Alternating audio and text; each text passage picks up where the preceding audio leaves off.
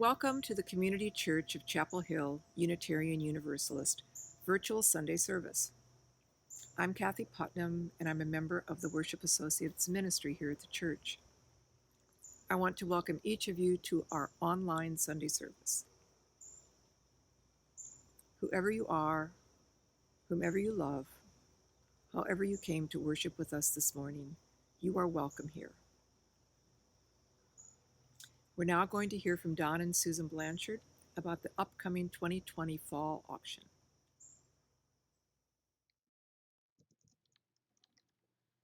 Good morning.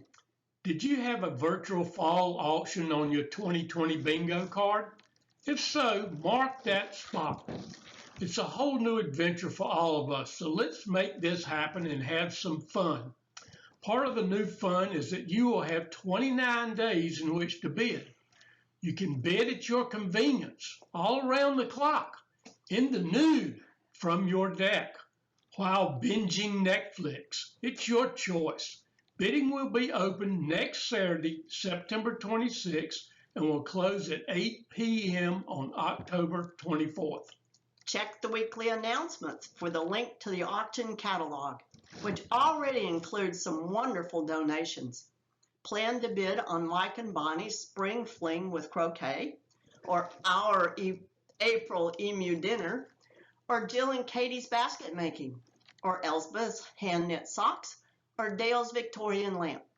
There are many more items, services, dinners, and events, so check out the online catalog.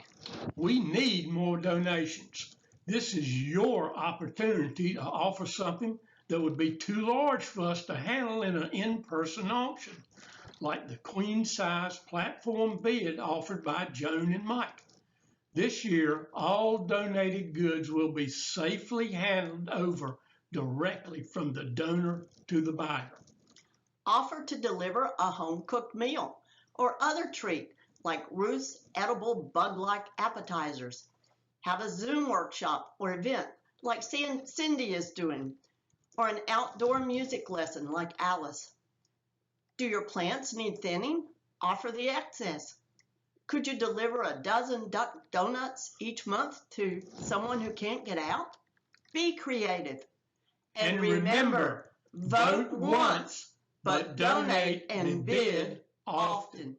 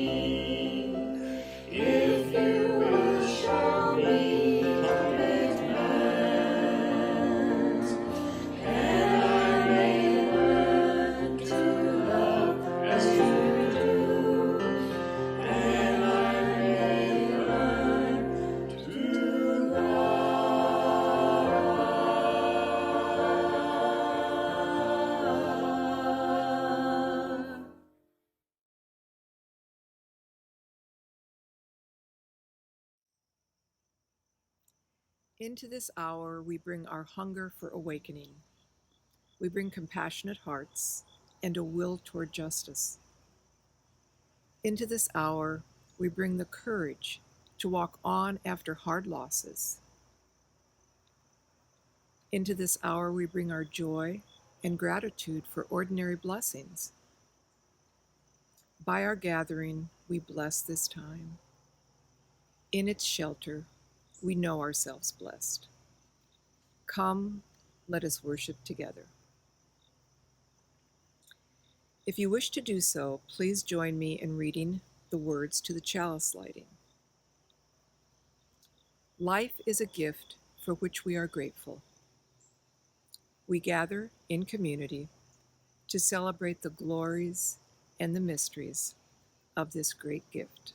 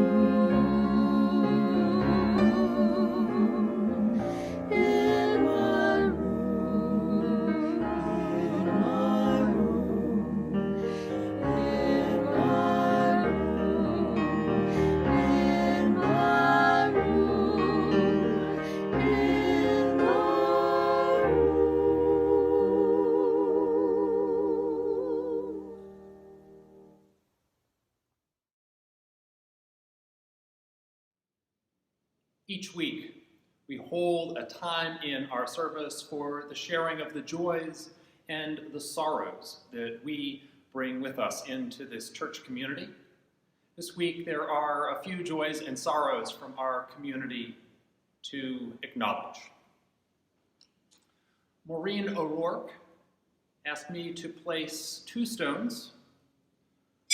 The first stone is for Maureen's uncle Thom, who died recently. He was 93 and passed peacefully in his sleep. The second stone, Maureen says, is a good friend of Shannon and Maureen, also died recently, Kathleen Russell, who was in her early 60s and had been under hospice care for about a year. She also died peacefully at the Evangeline nursing home. We hold Maureen's uncle Thom, Maureen and Shannon's friend Kathleen in our hearts. Don and Susan Blanchard asked me to place a stone for a mixed sorrow, and joy. They write, after 4 exhilarating and exhausting weeks of providing a safe haven and technical support while their 1st and 4th grade granddaughters learned to navigate Wake County's virtual academy, Dawn and Susan have closed the doors of their in-home school and packed the girls up for new adventures in the Cary YMCA's school support program. Dawn and Susan miss the laughter, hugs, chats, and seemingly endless games of Uno, but are happy that the girls now have more space in which to run and play, as well as friends their own age to do it with. The reading and the sermon this week were recorded on Friday, before we learned Friday evening about the death of Supreme Court Justice Ruth Bader Ginsburg. So a stone is placed in honor and in gratitude of her life, for her brilliance and steadfastness, protecting the rights of women, the LGBTQ community, the rights of all humanity. The stone as well acknowledges the brokenness of our nation. Whenever it is not possible to grieve in the absence of fear, it is a sign that we are not truly free. Whenever it is not possible to grieve in the absence of fear, it is a sign we are not truly free. It's a tribute to Ruth Bader Ginsburg's life. It seemed fitting to read the poem, Now Voyager, by May Sarton. Now Voyager, lay here your dazzled head. Come back to earth from air, be nourished.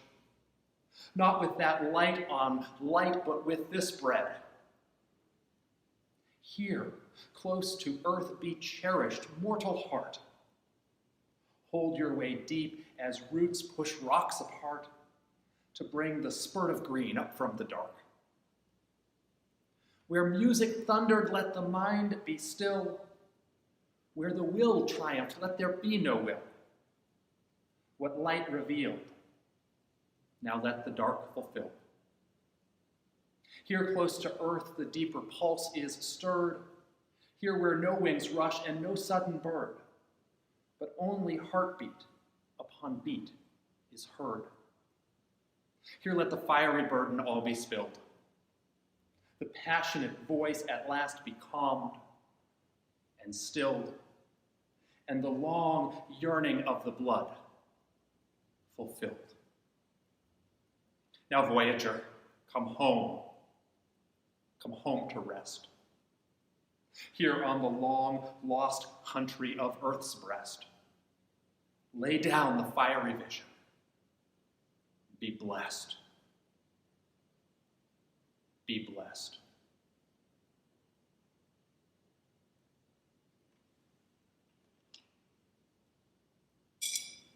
Final stone is placed for all those joys and sorrows we hold in our hearts. Amen. Blessed be.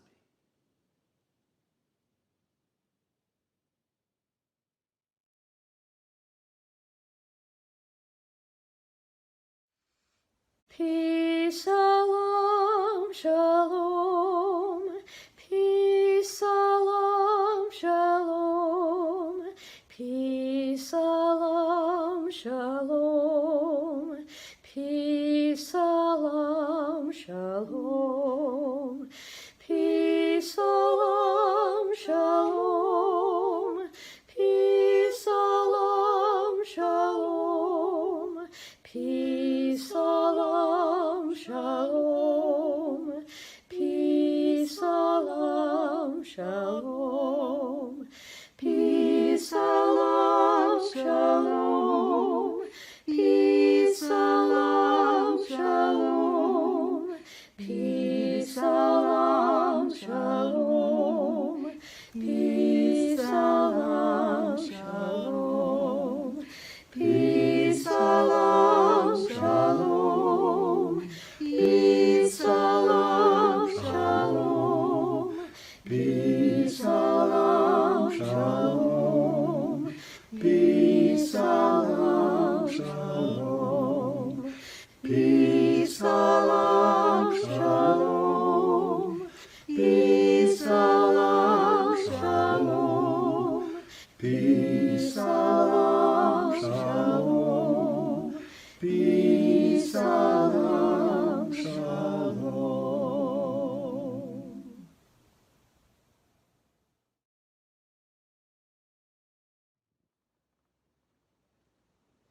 The reading this morning is from the late Unitarian Universalist minister, Reverend Nancy Shaffer. It is from her book of meditations, Instructions in Joy, and this piece is called Mending. How shall we mend you, sweet soul? What shall we use, and how is it in the first place you've come to be torn? Come sit. Come tell me. We will find a way to mend you. I would offer you so much, sweet soul.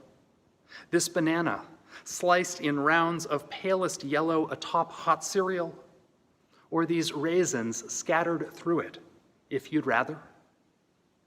Would offer cellos in the background, singing melodies Vivaldi heard and wrote for us to keep.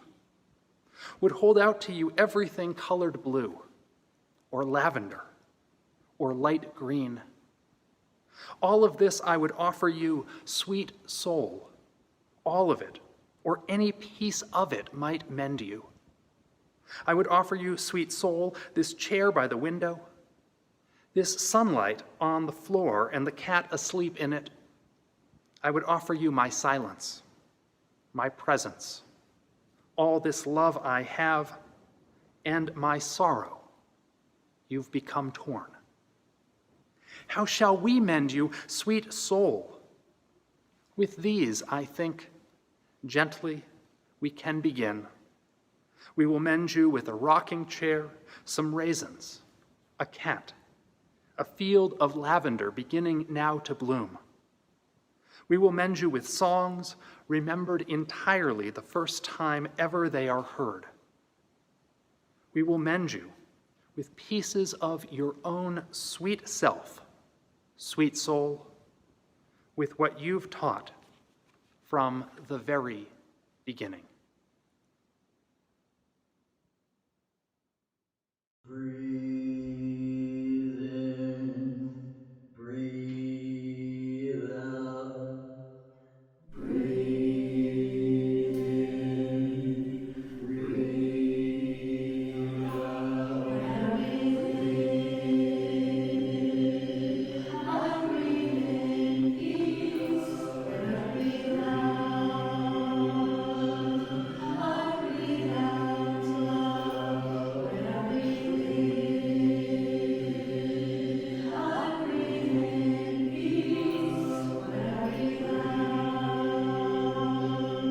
I breathe out love, when I breathe in.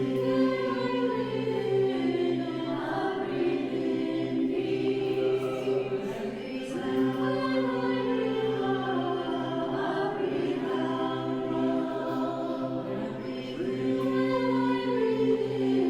I breathe in peace, when I breathe out.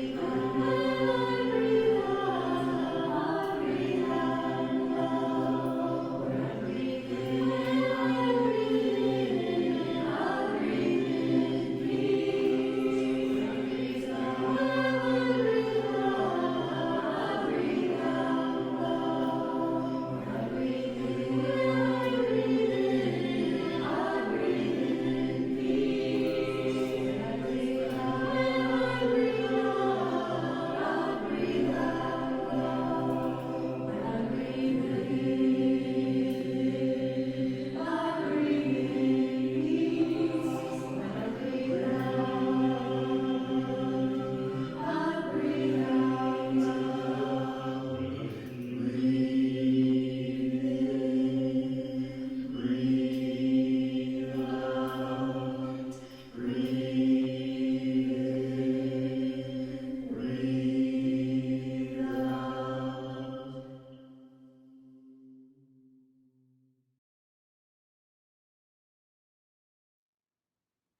Emotional First Aid for These Times, a sermon for September 20th, 2020.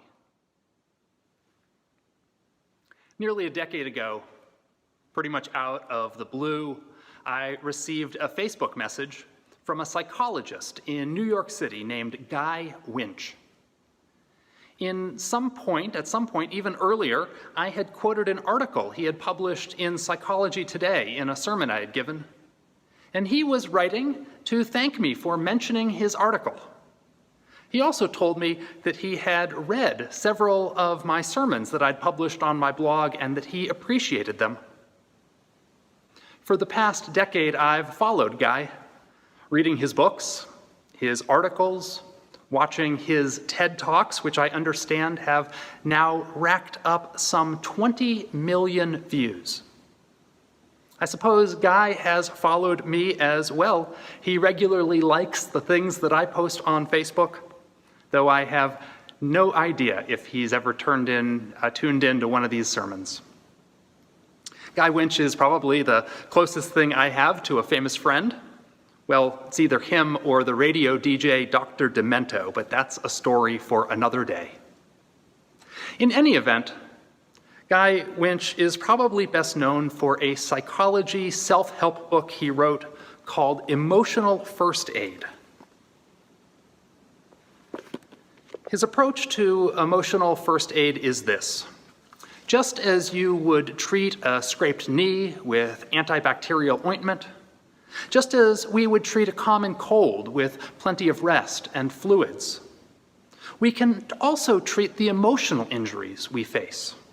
Emotional injuries like rejection, loneliness, guilt, low self-esteem. We can practice emotional first aid and treat these injuries in order to heal from them and to keep them from worsening and really wreaking havoc in our lives. I figured emotional first aid would be a good topic to preach on the off chance that anybody in our church community has found themselves in a difficult emotional place in, say, the past 6 months. Maybe one or two of us have been feeling this way. No, it's been a cluster of difficult feelings, everything from loss and grief to anxiety and worry to loneliness, disconnection.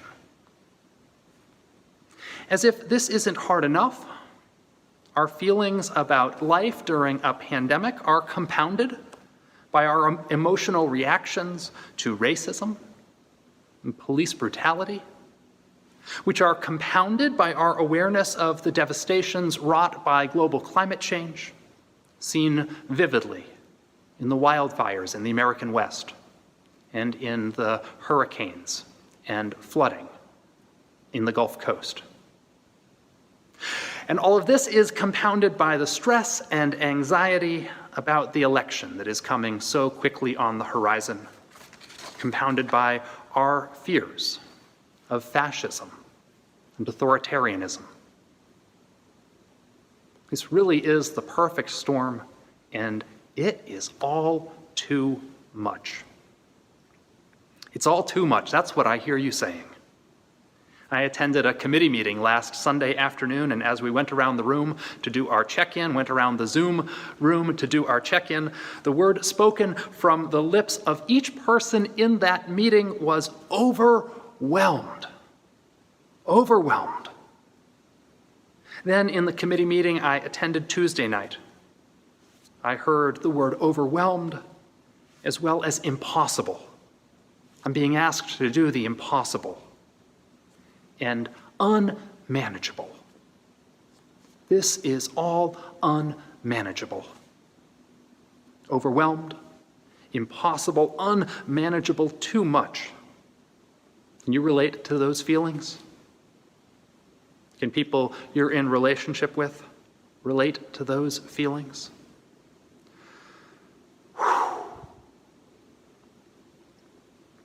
I've often asked myself, philosophical question, moral question, ethical question.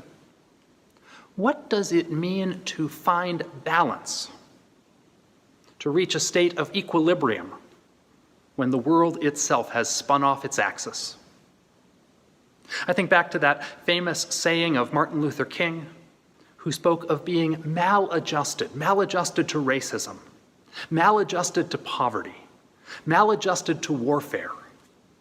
King was questioning whether we should aspire to comfort in a society that was so profoundly broken. Journalist Quinn Norton puts it this way: "It's hard to want to change anything when you're comfortable, and it is the particular quality of humans, both wonderful and terrible, to get as comfortable as they can where they are." However, Quinn Norton also offers a way out. In a piece on racism, she writes this: "The very happiest people I know are those actively working towards ending racism and sexism and bettering the world, not necessarily professionally, but in all the small ways they learn to.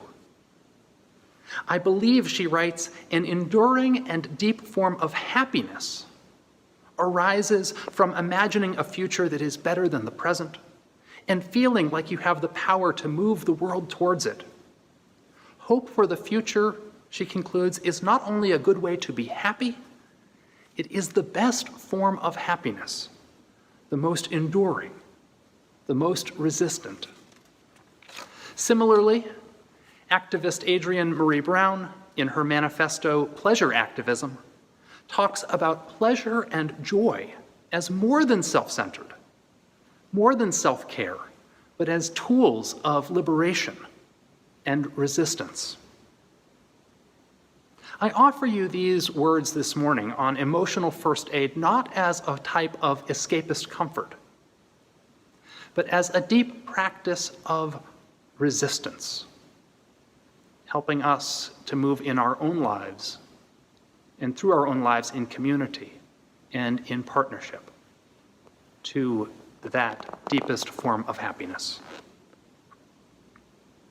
So I reached out recently to Guy Winch to ask him, "Hey, I don't suppose you've written an extra chapter, Emotional First Aid for These Times, that you might send along to me?" And he wrote me back and said, "I haven't written that exact chapter." And then I reached out to a psychologist in our congregation to ask, "Hey, what does psychology say we should do when we're feeling overwhelmed?" And he gave me the response, "How many times do I get that question in trainings and from research participants? If I had a nickel." He went on to say, "I just consulted 3 books, my go-to references, and even those don't offer a clear path to answer this question of what we ought to do when we're feeling overwhelmed." He said, "I've looked many times and come up short. Maybe you should write a book called Overwhelmed." Well, that was only part of his response, and he was being humble. He did give me a bunch of helpful suggestions, thoughts, and leads that I'm going to share with you. So without further ado, and with apologies to Guy Winch, here is my prescription for emotional first aid for these times. First, I think it's important to develop a practice of self-compassion. Self-compassion. According to Guy Winch, practicing self-compassion actually strengthens our emotional immune system. In one study, self-compassion was found to buffer incoming college students against homesickness, depression, and general dissatisfaction. In other studies, individuals who practiced self-compassion had quicker emotional recoveries from separation and divorce, and they recovered more quickly from failure and rejection experiences. Self-compassion is an essential key to managing times of disruption and change. The word compassion actually means to suffer with. Someone who is compassionate to us. Someone who's able to be with us, be a witness to us as we're going through a tough time. Whether that's beside our hospital bed, or on the other end of the phone, or meeting us for coffee when we just need someone to talk with. They show an ability to suffer with us, to be with us in the midst of what we're going through. Self-compassion then means to be with oneself, to be for oneself in the midst of suffering, or to accept oneself in the midst of suffering. Guy Winch proposes an exercise where we describe the things in our life that are hard, that are overwhelming, but instead of thinking of them as coming from ourselves, we think of them as coming to us, being said to us by a dear friend who is confiding in us the difficulty they are going through. Guy Winch then proposes that we reply to ourselves with the same care, with the same compassion that we would reply to a friend. There are a number of self-compassionate things we can say to ourselves. First and foremost, these are strange times. That's become a bit of a mantra of mine. Of course it's hard. How could it not be hard? You're doing the best you can. Nobody's finding this easy. You are not alone. Self-compassion, the ability to be with us while we suffer, keeps us from kicking ourselves while we're down. And if the first tip is to practice self-compassion, then the second tip is to practice realistic self-care. Realistic self-care. The psychologist in our church I spoke with wrote me something that I resonated with. He said, I think it's important to find simple strategies that we can adopt when our gas tank is low on fuel. This is not the time to try marathons, yoga, or even meditation for the first time. If those are practiced and well-honed skills, then by all means lean on them during times of uncertainty and overwhelm, because they'll stabilize you.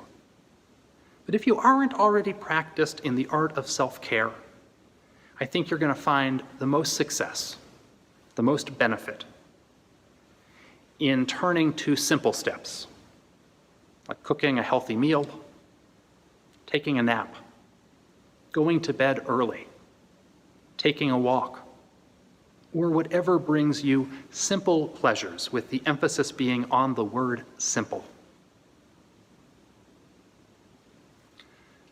This sounds like very sound advice. The first prescription for emotional first aid is self-compassion.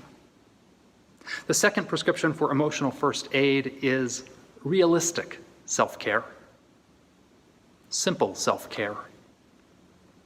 The third thing I'd like to suggest is to find strategies to break from rumination. Rumination, great word. It's what cows do, right? Chewing their cud for hours and hours and hours at a time. Psychologically, rumination is a bit like chewing cud. It involves, quote, getting caught in a vicious cycle of replaying the same distressing scenes, memories, feelings over and over again, feeling worse every time we do. It deals with thoughts and cycles of thoughts that we kind of obsessively replay. And as I give this advice, I'm going to use this concept a bit more broadly to include anything we obsess over or any cycle we get stuck in. For emotional rumination, Guy Winch proposes a number of different treatments, including self-distraction, including finding ways to distract ourselves when we get into this habit. And there's also another piece of advice about rumination that I found really fascinating. He said that if we're ruminating on someone else, there's someone else that we're thinking about that we can't let go of. He says this, he says, perhaps try viewing the offending person as needing spiritual help. Let me quote him.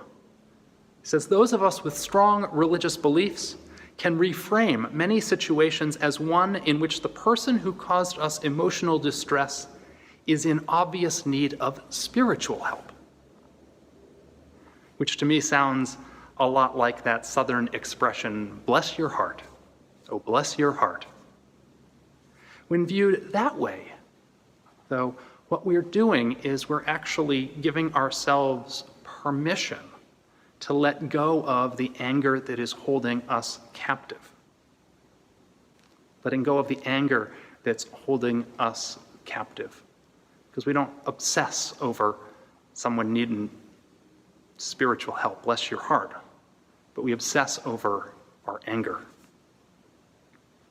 But it's not only emotions that can become vicious cycles. There's also practices that can become obsessive cycles. For many of us, we can obsess about the news, constantly refreshing that page over and over again to see what new piece of bad news, what fresh outrage is happening in the world. We can get caught scrolling through Facebook or Twitter for hours and hours. But there are things that we can do to moderate our news consumption, tips that we can use to help put down our screens. We can set alarms, limiting our usage. I'm going to look at Facebook for 5 minutes, and then an alarm is going to ding, and it's time to shut that down. We can pick a friend and trade off going on news diets, where one of us doesn't tune into the news all day, and the other one gives us a call at a set time, 7 o'clock, to fill you in on anything important that you missed. And the key is just to let it go for the day, trust that you'll get it, and it'll be okay. And then you can, with that friend, switch roles, allow them to go on the news diet. You can sign off Facebook for 24, 48, 72 hours, a week. Then you won't get that message that Guy Winch sends you. I'm going to stop here with 3 prescriptions for emotional first aid. There are many more tips and tricks in a variety of literature, many other things that we might do to tend to ourselves. But I don't want to overload you. And none of this is a replacement for reaching out to a mental health professional if the struggle is becoming too intense, too much. I want to stress that I believe that taking care of ourselves, finding that sense of health, is a form of liberation, a form of resistance. And it's needed. It's needed to attend to ourselves. Thanks to Guy Winch for the wonderful book, and the emails and the friendship. Thanks to Brian Sexton from our church for taking the time to talk with me. Be kind to yourselves. Be kind to your sweet soul.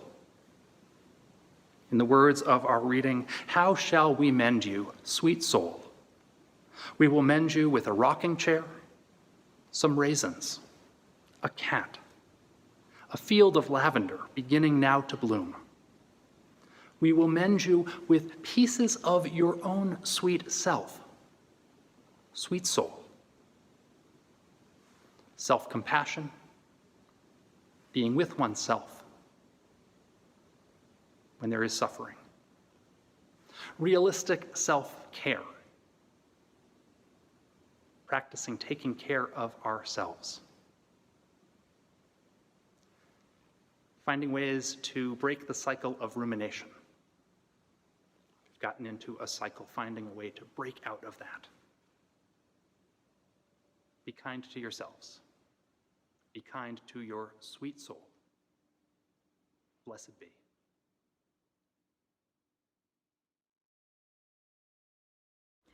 In these hard times, there will always be singing in these hard times. In these hard times, there will always be singing in these hard times. In these hard times, there will always be singing in these hard times. In these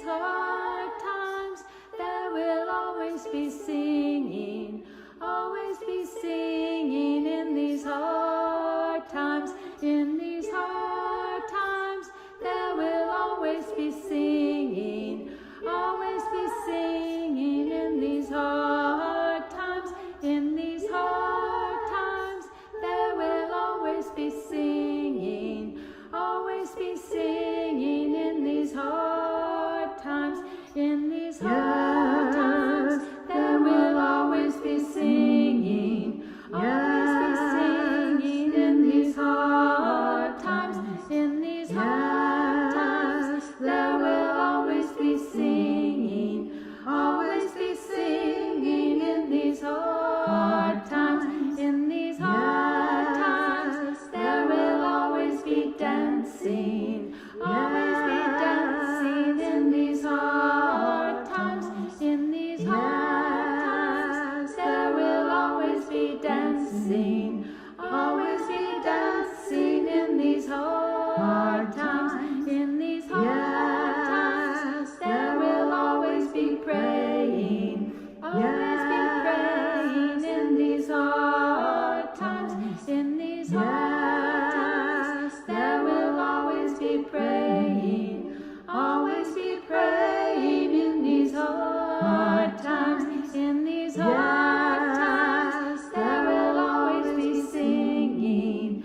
Always be singing in these hard times. In these hard times, there will always be singing. Always be singing in these hard times.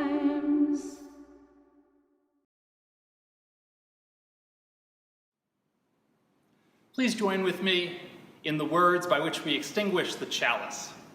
We extinguish this flame, but not the light of truth, the warmth of community, or the fire of commitment.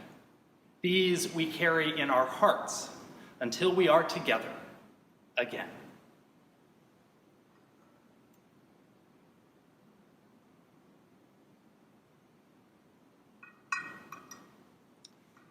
Now please join in singing Shalom.